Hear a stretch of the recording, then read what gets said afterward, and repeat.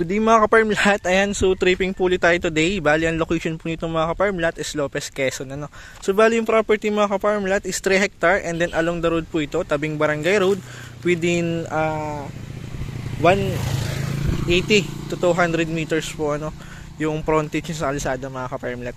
And so yun mga ka-farm lahat, dito po magbumula yung property sa mahogany na yan, and then yung property po is right side lang so ito lang pong right side, yung kabila ng kalsada is sa ibang property na po so 3 meters po yung kalsada niyo mga ka-farm lot, and then ang good thing po dito, pasok ang 4 wheels, wala tayong dadaanan na off-road so cemented na po yan from National Highway mga ka-farm lot.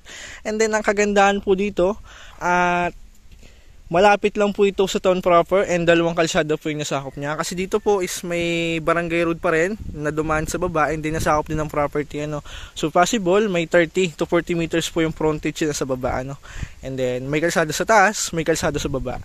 Yun ang kagandahan dito mga ka-farm lot.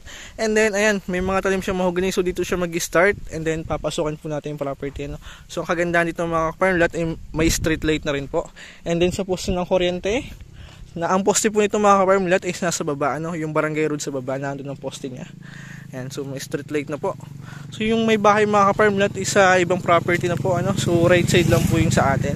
So mula dun sa mahogany mga ka-farm lot, sa starting ng video, almost 180 to 200 meters po yung frontage niya sa kalsada. So 3 meters po ito mga ka-farm lot. Ayan, so yun, may puno din po ng langka and then marami din po itong fruit bearing trees mga ka-farm lot. So may rambutan din po dito, and then calamansi and then may mangga rin po sa loob ng property.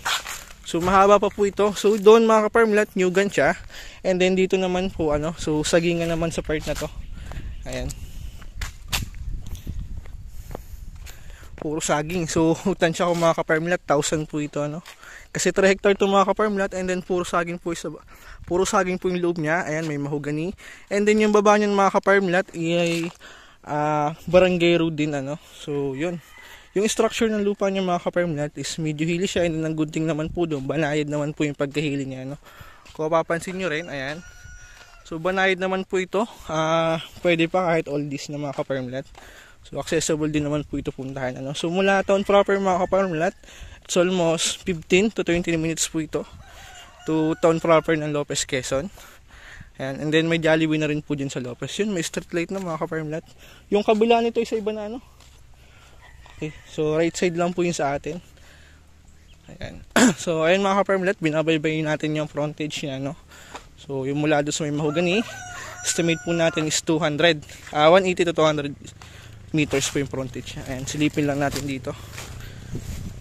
Ayan, so yun, nyugan siya mga ka-farm lot. Ayan, so mula kalsada mga ka-farm lot, so medyo hilly siya. Ayan, pagdating naman natin sa baba, pantayin naman po yung lupa niya Ayan, so banayad naman po ito, and then yun lang, medyo madama yung property, so mabilis lang naman po linisin yan kasi dito sa Quezon, isa rin po yan sa mga kinabubuhay ng tao dito, yung pagtatabas. Kasi sa paglilinis naman mga ka-farm lot, marami tayong pwedeng kausapin ayan, dito sa Lopez. Ayan, may mga contact din naman po tayo na pwede maglinis ng property if ever po.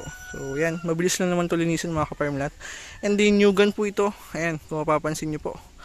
So yun, yun po yata yung rambutan. Ito. So yan, ano bang puno to?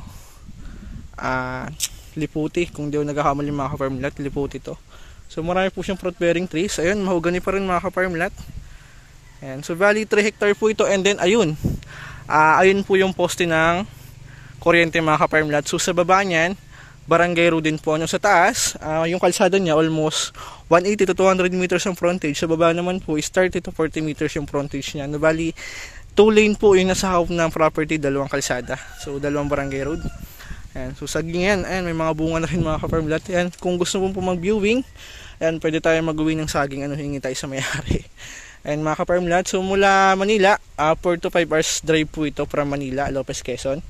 Pwede nyo rin pong i-search sa Google Map para at least may idea din po kayo So yun, sa nyug nyo mga ka-farm lot, medyo mataas na tong part na to, so for clearing na and then ang kagandahan din mga ka-farm lot, pwede natin yung taniman ng nyug ulit para if ever i-clearing natin to, so may kasunod na agad na possible na mamunga para hindi sayang yung property mga ka-farm lot. And then aside doon, Pwede po natin yung taniman ng fruit bearing trees, ng kakao, santol, lansones, rambutan.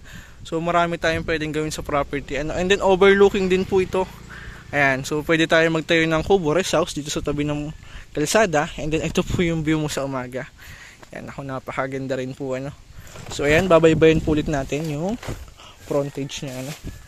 So estimate natin. So ngayon, nakakasave possible 60 to 70 meters na po yung nilalakaran natin. Abot dun pa. Ay, yung mahogany na yun. Yung may mahogany dun. Okay. So mula dito mga 100, 150. Yung mababan yung sa kabila, doon na yun. Dito lang tayo. Oo, ito lang. Yun yung baybay niya. Pahaba. Pahaba. Ano bang puno yung malaki na yan? Maganda pang bahay yan, antipolo yan. Antipolo. So tuwid ano. Ayan, kung gusto mo magtayo ng bahay mga ka-farmlat. So may hardwood po sa property, antipolo. Na pwede natin gawing haligi no. So ayan. Pantay na puno. Oh, mahaba pa dito. So abot ka yun. May mahogany yun. Basta yung takbo niya papaganon. Yung hiliran yung na yun. Papaganon niya pa. Oo, ayun. Nakikita ko na. Okay, mga 180 nga no. To 200 meters. So yun po yung frontage ng mga ka-farmlat. Ito street light pa din. So ayan, antipolo po pala yung mataas ito. Ito antipolo din to. So yun, marami po itong puno ng antipolo. Hardwood po yan. Yun mga ka-farmlat, ang kagandahan dito, wala tayong kakaligawan sa property kasi kita natin ang boundaries niya ano. So yung mababang nyog, ayan yung mababang nyog mga ka-farmlat. So yan po yung boundaries ng property ano. Yung mabababa sa kabilang property na po, ayan, ayun na po yung poste ng kuryente. So kalsada din po sa baba niyan ano. Ayan. Yun mga ka-farmlat, kung ang hanap mo retirement plan, ayan, tamang-tama po ito. And then, although medyo may presyo yung property, so ang good thing naman po doon, every year, nagtataas naman po ang value niyan, lalo na kung tabing kalsada, mabilis mag-increase ang value. Ano? Kasi dati mga ka-farmlat, kwento ko lang, no? Nag-start ako posting ng property. So noon, sa page pa lang po ako nagpo-post, last 2020. Ang property po na tabing kalsada is 350 to 400,000 lang mga ka-farmlat ang per hectare. So ang 500,000, 600, 700 nun, hindi na namin minamarket kasi medyo mataas na. Pero yung 500,000 per hectare ngayon na tabing kalsada, so yun na po yung pinakamura ano.